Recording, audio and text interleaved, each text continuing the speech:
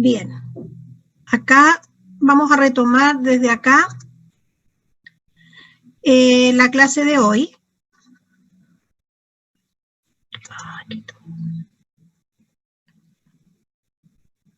Se me saltó. Vamos a retomar desde acá, aun cuando quedamos, ¿verdad?, en lo que era perímetro de cintura, la medición del perímetro de cintura. ¿Qué es la evaluación nutricional? Eso es importante tenerlo claro, ¿verdad? Y vamos a decir que una evaluación nutricional va a ser el resultado de la medición de diferentes variables. Y estas variables que nosotros vamos a medir son la talla, el peso, y en los escolares se suma el perímetro de cintura. Una medición que antes no hacemos. Las mediciones que hacemos antes y que no las vamos a hacer en el escolar en realidad son la medición del perímetro cefálico, por ejemplo.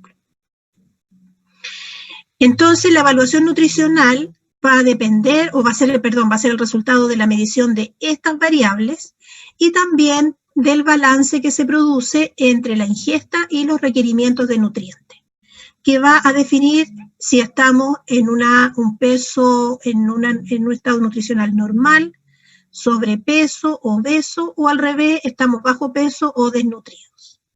La técnica que vamos a utilizar para medir estas variables se conoce con el nombre de antropometría, ya que es la técnica para evaluar las medidas y proporciones del cuerpo.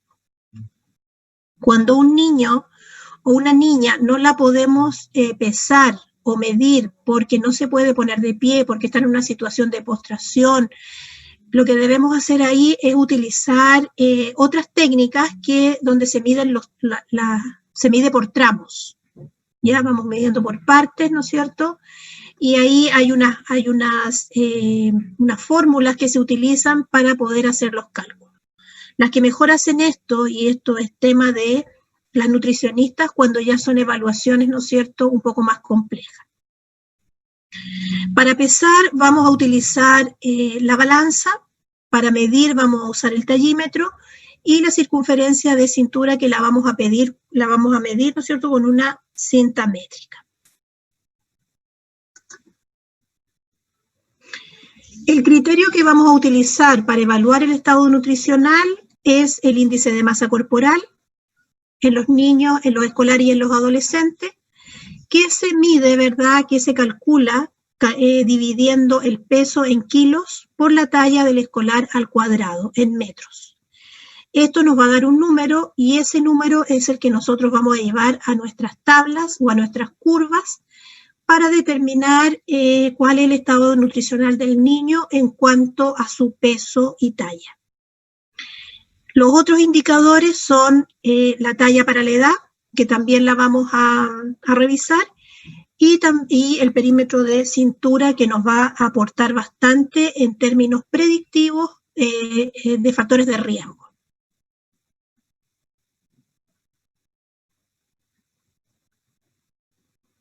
Vamos a partir por la talla. Dijimos, ¿verdad?, que el instrumento que se utiliza es el tallímetro o estatímetro, y si no contamos con este instrumento, lo podemos hacer de manera más artesanal, pegando una wincha, una cinta métrica a la pared, ¿verdad?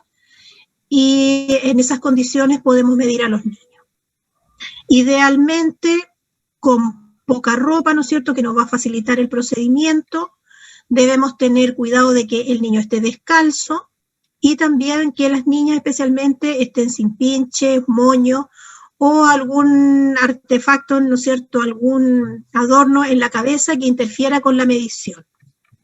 Es importante que el escolar esté frente a nosotros, ya que apoye los talones, apoye los glúteos, la espalda y la cabeza bien derechita con la mirada al frente. No con el cuello hiperextendido, que a veces suele suceder que levantan la cabeza, o por el contrario también la pueden agachar. Entonces la mirada tiene que estar en un ángulo recto hacia la encuesta es. Alguien tiene activado su micrófono. La talla, el peso, vamos a emplear una balanza de pie o de baño, siendo siempre la más objetiva para medir, para pesar, la balanza de pie. pero en su defecto la de baño también nos sirve. Siempre es necesario calibrar la pesa antes de pesar un niño, un adulto o la persona que sea que estemos midiendo, lactante especialmente. La pesa siempre se debe calibrar antes de pesar. Y la otra precaución que debemos tener con nuestros escolares es de colocar un trozo de papel sobre la pesa para que el niño se suba, ¿no es cierto?, y cambiarlo entre niño y niño. Porque recuerden que esta medición se debe hacer con el niño descalzo o con calcetines.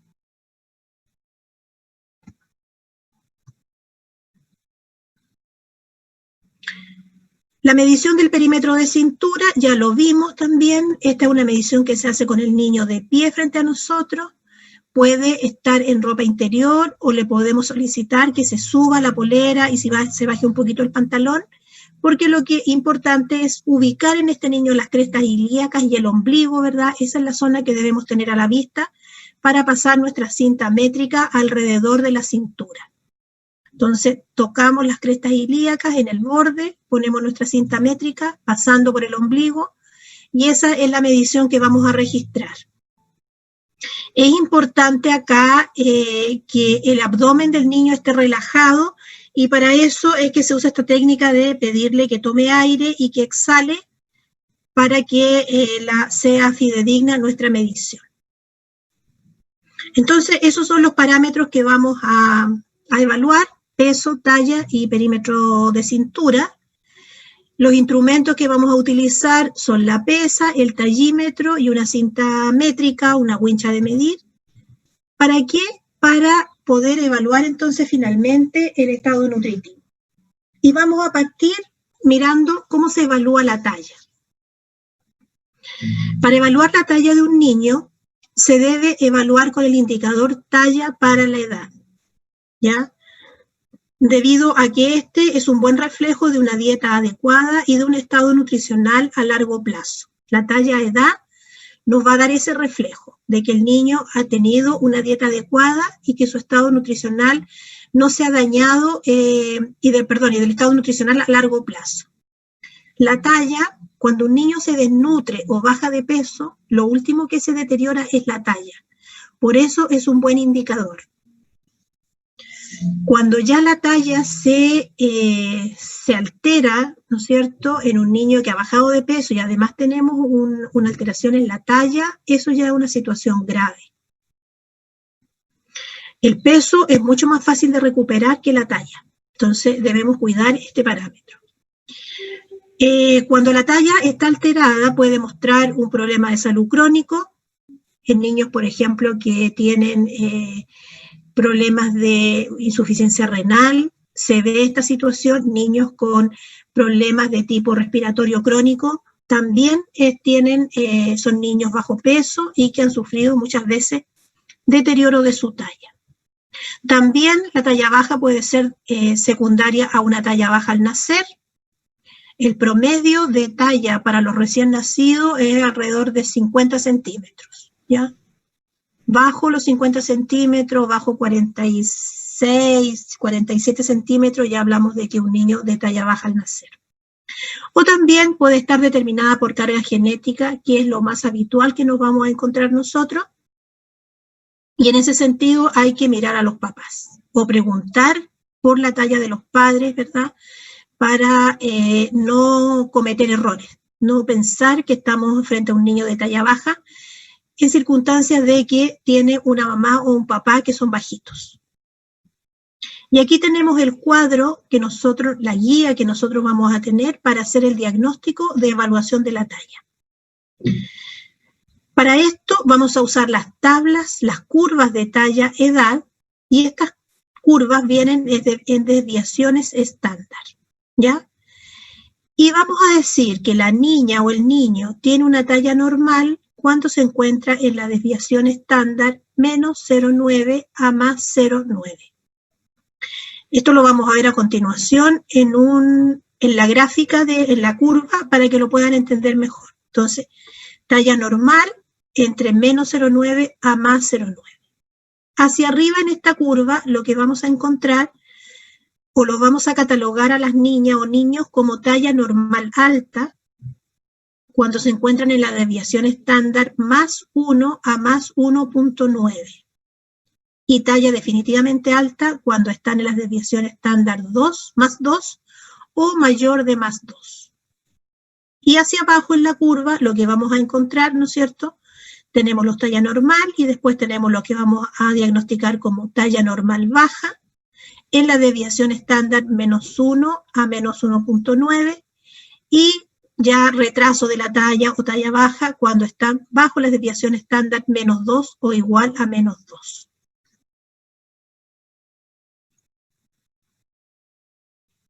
¿Ya? Y eso entonces lo vamos a ver acá. Estas son las tablas o las tablas y las curvas que ustedes van a tener que buscar porque yo no les mandé las de talla para la edad.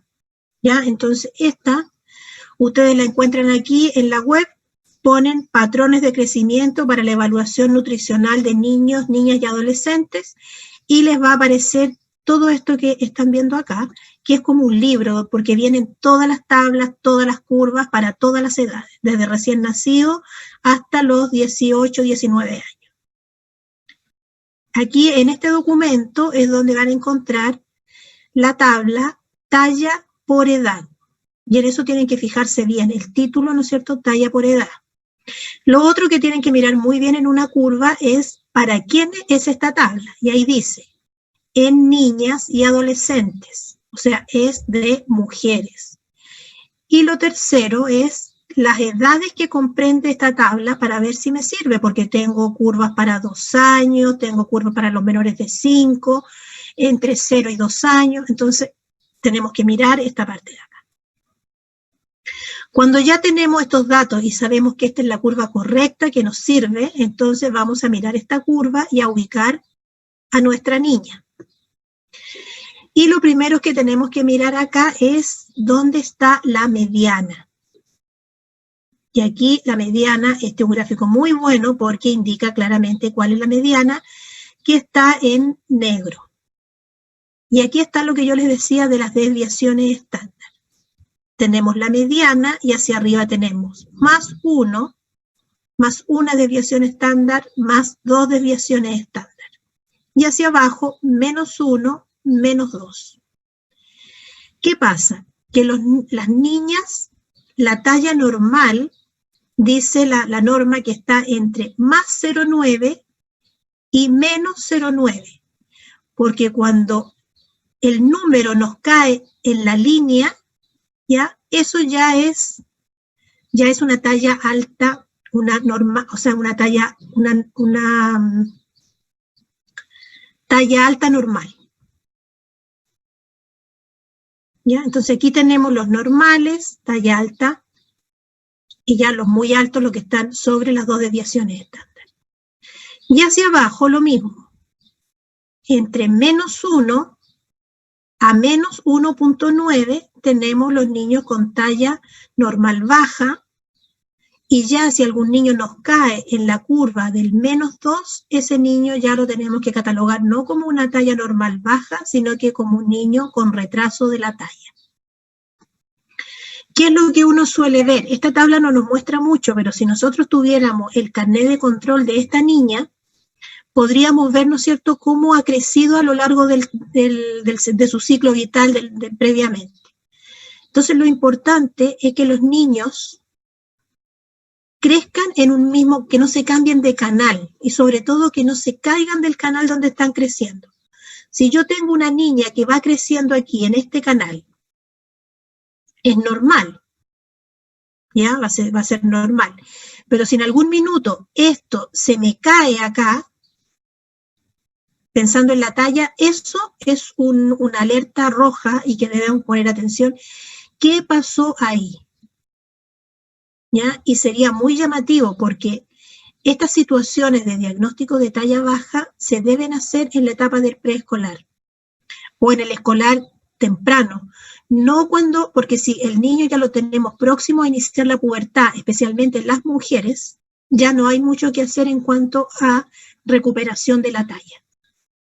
Ustedes saben que con toda la activación, ¿no es cierto?, del eje hipotálamo, hipófisis, gonadal, se inicia la pubertad, se cierran las diáfisis, las epífisis de los huesos y ya no hay forma de seguir creciendo.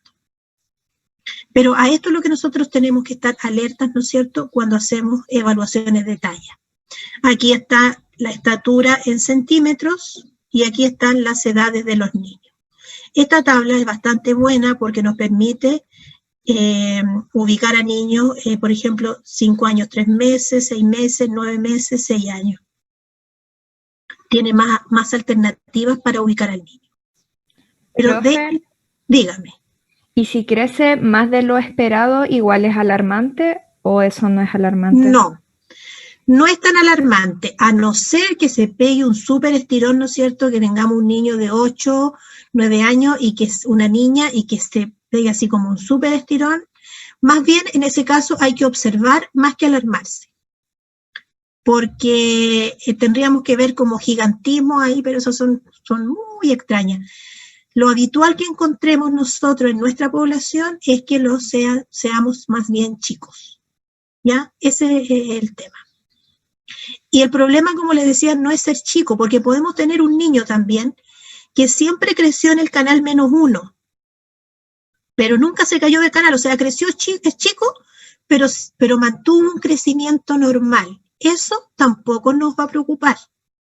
El tema es que si iba por este canal -1 y se nos cae a un -2, eso sí que es una alarma. Entonces, siempre hacia abajo. Siempre lo que se cae de esta curva, ¿no es cierto?, que es lo negativo ya, están los bajos pesos, después vamos a ver también, eso es una señal de alarma, algo está pasando. Entonces, por eso es que es importante conocer la curva de crecimiento. Y por eso que es importante cuando en los cuestionarios o en las entrevistas o los antecedentes que podamos pedir, ¿no es cierto?, a los padres respecto de nuestra evaluación. Si tenemos una duda respecto de la talla, un niño que está creciendo en un -1, por ejemplo, lo que tendríamos que hacer nosotros es investigar qué ha pasado con ese niño antes. Si siempre se estuvo en un canal -1, tenemos que quedarnos tranquilos. Pero si el niño iba creciendo normal, como preescolar, y se nos cae como escolar al -1, ahí algo está pasando. Y otra de las cosas que sucede, aunque parezca así como anecdótico, es que a veces hay malas mediciones. Entonces,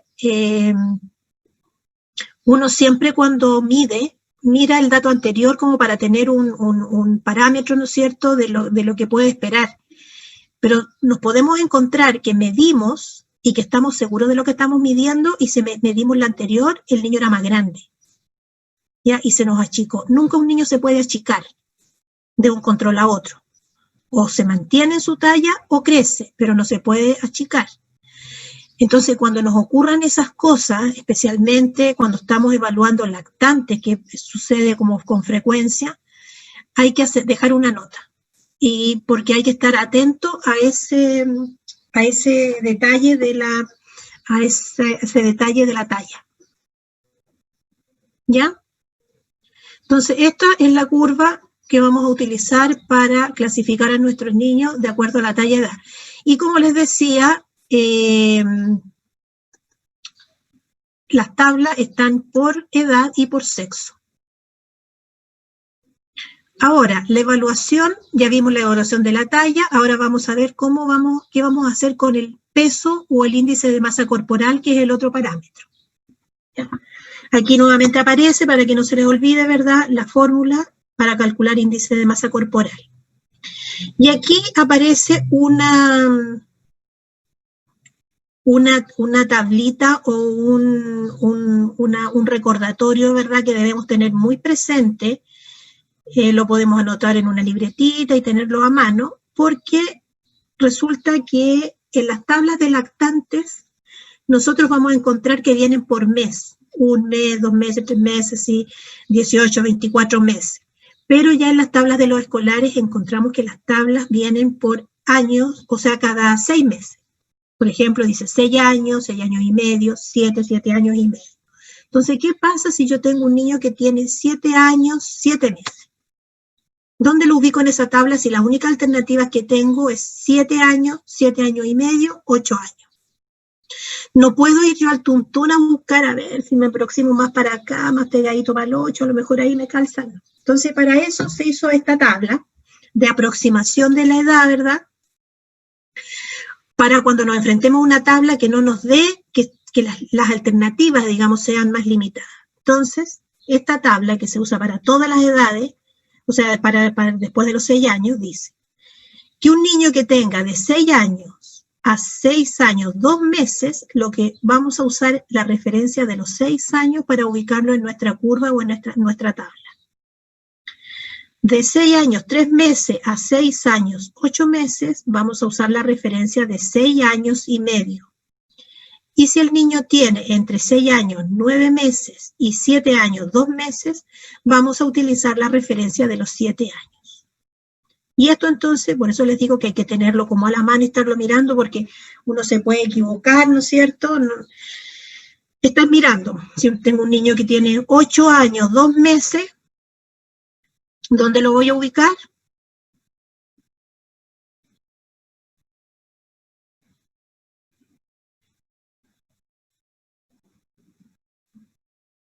Chicos.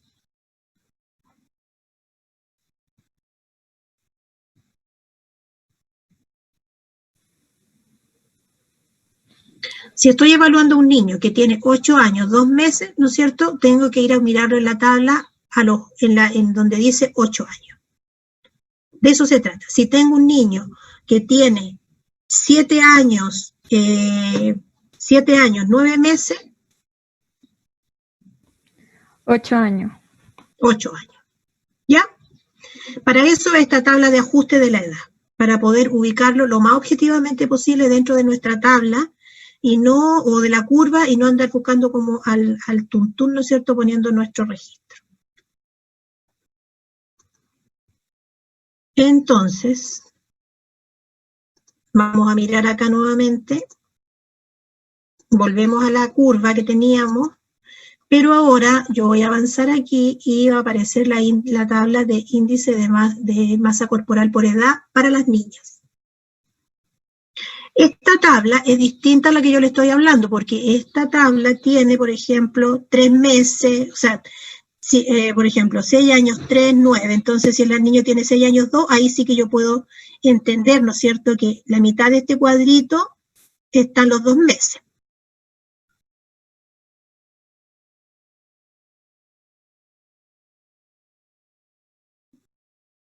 Ahí podría como hacer el cálculo, pero mejor siempre ocupar la fórmula que yo les di. Lo importante en esta tabla de índice de masa corporal, que en el fondo es la lógica, es la misma que la tabla de talla edad. Siempre nosotros, cuando nos enfrentamos a una curva, ya sea en percentiles o en desviaciones estándares, lo que tenemos que ir a buscar es la mediana. Esta tabla aparece claramente establecida la mediana, pero puede que en otra no aparezca esto. No va a decir mediana, simplemente va a aparecer esto, más 1, más 2, más 3. Y hacia abajo, menos 1, menos 2. Sabemos que entre el más 1 y el menos 2 es la mediana en desviaciones estándar. ¿Ya? Y en percentiles, lo que vamos a tener acá como mediana es el percentil 50. Para que ustedes se ubiquen, ¿no es cierto?, en una tabla, porque me parece que yo les mandé unas curvas de índice de masa corporal que están en percentiles. Pero en este documento, en estos patrones de crecimiento, vienen en desviaciones estándar y pueden usar esto. La otra recomendación es que tienen que imprimir algunas tablas y algunos instrumentos, porque cuando tengan prueba, ¿no es cierto?, van a venir ejercicios y no van a estar en ese minuto buscando en qué carpeta, dónde lo tengo, el intranet, dónde lo dejé. Entonces es importante para ganar tiempo, más bien para no perder tiempo, ¿no es cierto?, durante una evaluación escrita, de que ustedes tengan todos los instrumentos a la mano, bien clarito. Una regla también es importante, ¿no es cierto? Una escuadra es lo ideal para trabajar en este tipo de curvas porque yo la ubico rápidamente, ¿no es cierto? Y así no tengo, voy evitando márgenes de error. Entonces, en esta tabla vamos a ver, ¿no es cierto?, que tenemos acá los normales, que los vamos a tener entre nuevamente el más 0,9 y el menos 0,9, niños normales o eutróficos, que es la otra palabra que se utiliza. Entre el más 1 y el más 1,9 vamos a tener los niños en sobrepeso. Y en más 2, más 2,9 vamos a tener los obesos. Y en la desviación más 3 ya una obesidad mórbida. Lo mismo vamos a mirar hacia abajo, ¿no es cierto? Entre el menos 1 y el menos 1,9 vamos a tener los niños de bajo peso y menos 2 ya, aquí no aparece el menos 3 porque ya menos 2 ya es de gravedad y eso ya es desnutrición. Por lo tanto, después la desnutrición la podemos clasificar en grado 1, grado 2, grado 3. Lo importante es que un niño que se encuentra bajo la desviación estándar menos 2 en términos de índice de masa corporal, ese niño está desnutrido. ¿Ya? Entonces, esta es la manera de poder analizar y de mirar las curvas. Volvemos entonces donde estábamos,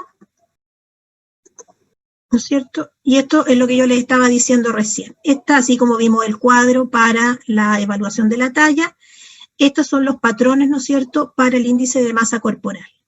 Lo primero es ubicar dónde está la eutrofia o la normalidad, más 0,9, menos 0,9, y de ahí hacia arriba entonces tenemos el sobrepeso, en la desviación más 1, o sea, igual a más 1, a más 1,9, la obesidad en la desviación estándar más 2 a más 2,9 y la obesidad severa o mórbida sobre la desviación estándar de 3. O sea, si la niña cae en la desviación, o sea, justo en la línea del más 3, es ya una obesidad mórbida. Eso es lo importante. Y hacia abajo, ¿no es cierto? En el menos 1 a menos 1,9 de la desviación estándar es bajo peso, o también lo podemos ver como un déficit ponderal, lo podrían encontrar, y ya bajo la desviación estándar menos 2 son desnutrición. ¿Claro? Sí, profe. Ya. Aquí estaban las tablitas, pero yo se las mostré en el otro documento porque acá estaban muy borrosas, en realidad no íbamos a ver mucho. Pero esta sirve para mostrarles cómo puede que la tabla, ¿verdad?, no indique, por ejemplo, no indique la mediana como estas de acá. ¿Se dan cuenta? Que aparece la mediana como el punto 0. Y ahí aparece más 1, más 2, más 3, y hacia abajo menos 1, menos 2, menos 3. Entonces, lo más importante es ubicarnos en la tabla, ¿ya? Primero que corresponda a los parámetros que estamos midiendo, en este caso es talla, edad, que sea un niño o una niña. Hay tablas que todavía, como la antigua, ¿verdad?, vienen en celeste los niños, en rosado las niñas, ¿ya? Y que corresponde entonces también al tramo de edad que estamos evaluando. Una vez que tenemos eso, tenemos que mirar y buscar la mediana, dónde están los normales. Y de ahí sabemos, ¿no es cierto?, teniendo la tabla clarita, es que hacia arriba están los, si estamos hablando de talla, ¿no es cierto?, los más altos, y para abajo están los que se van quedando chicos. Si estamos hablando de índice de masa corporal, si suben hacia arriba en la curva, están acercándose hacia la obesidad y hacia abajo hacia la desnutrición. Eso en términos generales del manejo de una curva o de una tabla. Ahora el perímetro de cintura. Entonces vimos la talla, el peso y ahora el perímetro de cintura. Es importante, ¿no es cierto? ¿Por qué es importante medir el perímetro de cintura? Ya lo que muestra la evidencia es que desde los 8 años es un indicador que permite diferenciar a niños y niñas con malnutrición por exceso. que esto va de la mano con un mayor riesgo de eventos cardiovasculares, sobre todo, o sea, cuando la medición, ¿no es cierto?, se encuentra sobre el percentil 90. Eso nos da cuenta entonces de que también hay una tabla que nos va a permitir definir en qué situación se encuentra el niño que estamos evaluando. Esta medición se utiliza como un indicador de la presencia de grasa intraabdominal y como un factor predictivo de resistencia a la insulina y síndrome metabólico. De ahí entonces que sea tan importante la medición y que sea una medición también exacta, o sea, que hagamos la medición a conciencia, ¿ya? Y siguiendo la técnica que yo ya les dije. Sobre todo esto, bueno, esto lo hacemos en niños, ¿no es cierto?, como una manera de pesquisa precoz de factores de riesgo, y si lo hacemos en los adultos, estos adultos guatoncitos, ¿no es cierto?, con estas poncheras que vemos, eso por sí mismo ya es un factor de riesgo para enfermedades cardiovasculares y cerebrovasculares. Entonces es una medición que es importante hacerla y saber hacerla también. Cuando tenemos un perímetro de cintura en el percentil 90 o sobre el percentil 90, ese niño debe ser derivado, ¿ya? Para que se haga un estudio y se descarte un síndrome metabólico o se confirme un síndrome metabólico. Entonces no podemos pasarlo por alto y decir ya el próximo control vemos, no, ese niño tiene que ser derivado, porque hay que tomarle exámenes como el perfil lipídico y también la glicemia en ayunas. Estudios, dice, nacionales e internacionales muestran que el exceso de grasa corporal se relaciona con un mayor riesgo biológico para enfermedades cardiovasculares. Eso ya no es secreto para nadie, ¿verdad? Lo sabemos. Particularmente la obesidad abdominal, y esto es lo interesante, ¿no es cierto? Los guatoncitos, entonces, se asocia a dislipidemia. Y la dislipidemia son todas estas alteraciones que tenemos en triglicéridos, colesterol, ¿verdad? Alto. Esa es la dislipidemia. También la obesidad abdominal se asocia con hipertensión arterial, diabetes mellitus, ya conformando lo que se conoce como síndrome metabólico. La obesidad abdominal es el componente más prevalente del síndrome metabólico, ¿ya? Entonces, ningún niño ni adulto que esté sobre el percentil, ¿no es cierto?, 90, podemos dejarlo pasar. La técnica ya la vimos, sabemos cómo se mide. Y aquí está el cuadro que también nos va a ayudar, ¿verdad?, a ubicar o a clasificar a nuestro niño de acuerdo a la circunferencia de cintura. Ahí dice, la obesidad abdominal se define por un perímetro de cintura que se encuentra en el percentil igual o mayor al percentil 90. Eso es obesidad abdominal, que lo tenemos acá. ¿Ya? Es igual o mayor. Aquí este signo está mal. Quédense con lo que está acá abajo. ¿Ya? La obesidad abdominal, entonces, es cuando el perímetro de cintura se encuentra en el percentil 90, igual a 90 o mayor a 90, según sexo y edad. Entonces, esto nos da a entender de que hay tablas para mujeres, para hombres, ¿no es cierto? Y están por edad. Cuando el perímetro de cintura lo tenemos entre el percentil 75 y 90, se considera riesgo de obesidad abdominal. Y un perímetro de cintura por debajo del percentil 75 es normal. Y ahí nos podemos quedar tranquilos. ¿Ya? Entonces, este cuadrito es el que tenemos que tener presente en nuestra cabeza cuando vamos a evaluar. Por eso que todas estas cosas conviene tenerlas en una carpeta, ¿no es cierto?, a la mano, y así una ayuda a memoria y uno rápidamente puede ir despejando las dudas que tenga. Aquí está la tabla de percentiles de perímetro de cintura que yo se las mandé, están las de hombres y las de mujeres. Entonces sabemos que aquí esto debería venir en rojo, ¿verdad? Porque esto ya nos indica que es obesidad abdominal.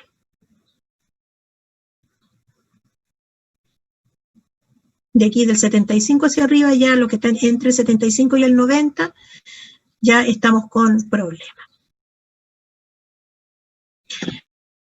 Ahora, ¿qué significa un síndrome metabólico y cuáles son los criterios de diagnóstico?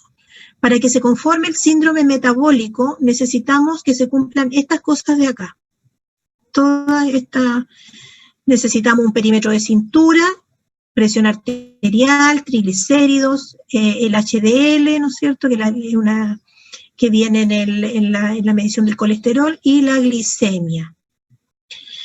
Pero cuando nosotros nos enfrentamos a un niño, lo que vamos a ver, no vamos a ver esto todavía, porque esto lo va a tener que ver el médico cuando pide exámenes. Lo que vamos a tener nosotros es el perímetro de cintura. Y si tenemos a un niño con un perímetro de cintura de 90, en el percentil 90, sabemos que tenemos que derivarlo.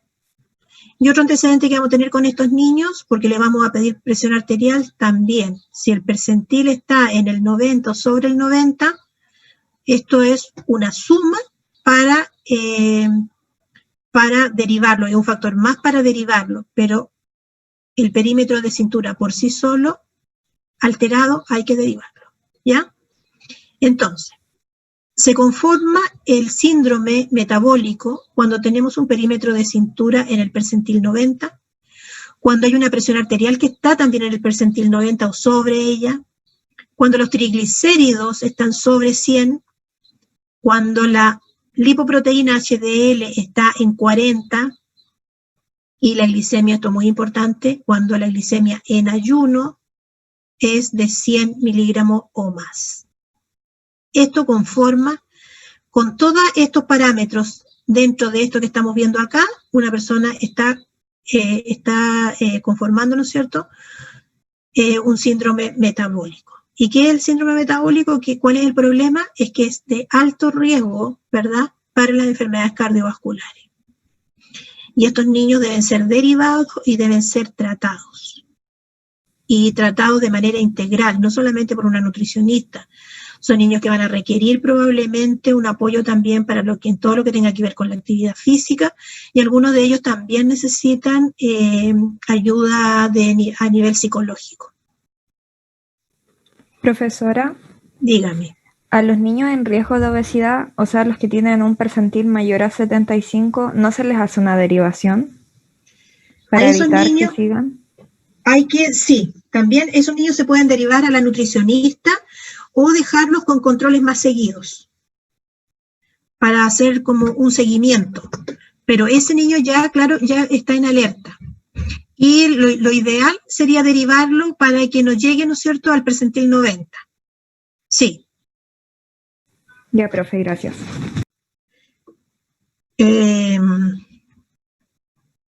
Ahora, dentro de la evaluación nutricional, nos vamos a encontrar con dos situaciones que son consideradas especiales. Una es lo que vamos a conocer como la delgadez constitucional, y lo otro que vamos a conocer como retraso en la talla. ¿Qué es la delgadez constitucional? Estos son niños o adolescentes, ¿no es cierto?, que tienen un índice de masa corporal inferiores a la mediana, pero no menores a menos una desviación estándar, y con una talla normal. Al mirar su canal de crecimiento en cuanto a índice de masa corporal, se observa que siempre se han mantenido en el mismo canal. O sea, pueden mantenerse en el -1 o normal, pero normal bajo, ¿no es cierto? Pero siempre se han mantenido ahí y están con una talla normal. Eso es una condición. La otra es que no tengan patologías intercurrentes, o sea, que sean niños que están sanos. Y estos chicos con delgadez son niños sanos, son niños activos, son niños que no tienen ningún tipo de déficit, son flacos, simplemente, ¿ya? Y frecuentemente tienen el antecedente de familiar de constitución delgada, tienen una mamá, un papá, abuelos, tíos, hermanos que son delgados. Por eso se llama delgadez constitucional. El antecedente genético y hereditario es importante acá, ¿ya? Entonces, si lo vemos nosotros flaco y lo vemos que puede estar en un índice de masa corporal -1, pero la talla es normal, el chico está sano, está activo, le va bien en el colegio, la familia es flaca, no tenemos que hacer nada. Tenemos que dejarlo y mirarlo probablemente en los controles siguientes. Estos niños con delgadez constitucional, al examen físico, tienen una masa muscular normal y lo que tienen es escaso tejido adiposo, no tienen grasa. Tienen un desarrollo psicomotor normal y una adecuada maduración puberal. En general son niños muy activos porque son sanos. Y estos niños lo que debemos hacer es monitorizarlos, ¿no es cierto?, vigilando la ingesta alimentaria adecuada y una dieta balanceada, pero jamás sobrealimentar. Lo que podemos hacer en algunas ocasiones es derivarlo en una nutricionista si contamos con el recurso para que pueda evaluar la dieta y que ésta sea balanceada, pero nunca decirle que tiene que comer por 2, por ejemplo. Hay que dejarlos. Y lo otro que les decía yo es la talla baja o retraso de la talla, que son las situaciones con las que nos podemos encontrar. No existe una definición de talla baja universalmente aceptada y su diagnóstico está fundamentado en un criterio estadístico, ¿ya? Los diferentes grupos de expertos sugieren diferentes criterios para definirla, de acuerdo a las tablas, ¿no es cierto?, y a la referencia que tenemos de la OMS. Vamos a considerar la talla baja o retraso de la talla cuando la talla edad esté igual o inferior a la desviación -2. Ahí vamos a poner la alerta. Todo niño con talla baja debe ser remitido a especialista, pues las variantes, dice, normales del crecimiento, tales como talla baja familiar y talla baja constitucional, son diagnósticos de exclusión por pediatra, o sea, por especialista. Nosotros lo único que podemos hacer en esos casos es informar a la mamá, ¿no es cierto?, y hacer la derivación para que el niño sea estudiado. Hoy día existen muchos tratamientos para aquellos niños que se están quedando chicos, especialmente, bueno, niñas y niños en realidad. Lo importante es que este diagnóstico tiene que ser precoz, como les digo, en la etapa del preescolar, hacer el estudio completo para ver cuál es la razón de por qué se quedó chico, ¿no es cierto? Y hay tratamientos que se hacen con hormona del crecimiento, con un seguimiento muy estricto, ¿verdad?, de esto. Se les administra la hormona del crecimiento y también en las niñas se hacen tratamientos hormonales para postergar el inicio de la pubertad y de esa manera permitirles crecer un poco más, ganar unos centímetros. Porque sabemos que además la pubertad es antes, ¿no es cierto?, ya entre los 8 años, los promedios dicen 8 o 13 años, el inicio de la pubertad. Por lo tanto, muy tempranamente perdemos las mujeres la posibilidad de crecer, ¿ya? Entonces, pero hoy día hay tratamiento y es por eso que la talla baja se debe diagnosticar no en la etapa del escolar, sino que en etapas anteriores, generalmente en la etapa del preescolar.